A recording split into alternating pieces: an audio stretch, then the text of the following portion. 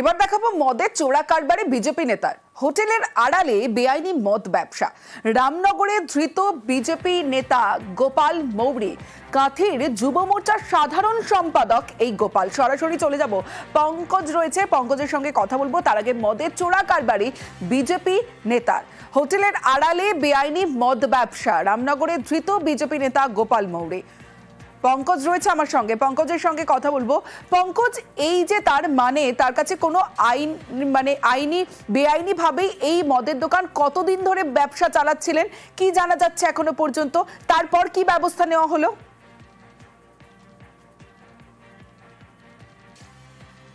দেখো, একেবারে যেখানে রামনগর ২ নম্বর ব্লকের এই যুব মোর্চার সাধারণ সম্পাদক যেখানে গোপাল মৌরি, তার নামে দীর্ঘদিন ধরে কিন্তু অভিযোগ আসছিল।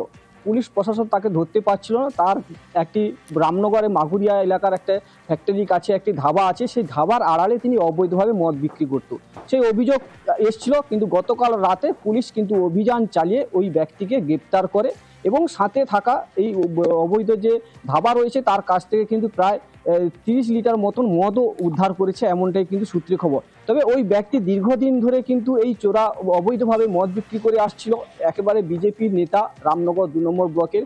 এই ঘটনায় কিন্তু যথেষ্ট রীতিমতন চাঞ্চল্য ছড়িয়েছে, যেখানে বিজেপির পক্ষ থেকে যেটা দাবি করছে, আমরা কথা বলেছিলাম বিজেপি কর্মীদের সঙ্গে, তারা কিন্তু জানাচ্ছেন যে রাজনীতি দলের নেতা হোক বা কর্মী হোক, তৃণমূল হোক বা বিজেপি হোক, অবৈধ কাজের সঙ্গে যুক্ত থাকা ব্যক্তির উপযুক্ত শাস্তিও তারা চাইছেন। তবে এই পুরো ঘটনা যেখানে রামনগর ২ নম্বর ব্লকের এই যে গোপাল মৌরি যে অবৈধভাবে ধাবার আড়ালে, হোটেলের আড়ালে এই অবৈধভাবে মদ বিক্রি করার ঘটনায় কিন্তু যথেষ্ট শোরগোল শুরু হয়েছে রাজনৈতিক মহলে। সমস্যা বেশ,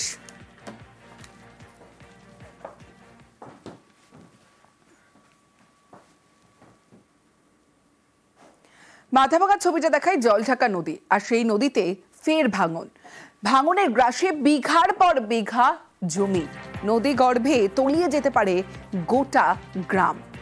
দুশ্চিন্তায় নদী পাড়ের বাসিন্দারা। যে ছবি আপনারা দেখছেন, মাথাভাঙায় জলঢাকা নদীতে ভাঙন, আর ভাঙনের গ্রাসে বিঘার পর বিঘা জমি।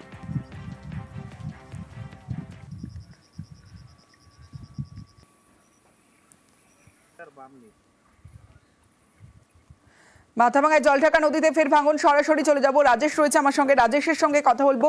রাজেশ, এ তো ভয়াবহ পরিস্থিতি, যদি আরো ভাঙন হয় গোটা গ্রাম জলের তলায় চলে যেতে পারে। কি ব্যবস্থা নেওয়া হয়েছে প্রশাসনের তরফ থেকে? স্থানীয় মানুষজন তারা তো স্বাভাবিকভাবেই আতঙ্কিত থাকবেন, কি বলছেন তারা?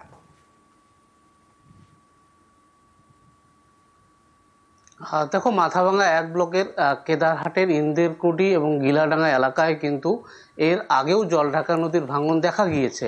তবে সম্প্রতি নদীর জল বাড়ায় কিন্তু ফের ভাঙন দেখা দিয়েছে।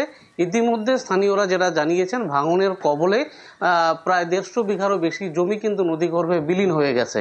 তবে প্রতিনিয়ত এই নদী ভাঙনের জেরে কিন্তু আতঙ্কিত গ্রামবাসীরা।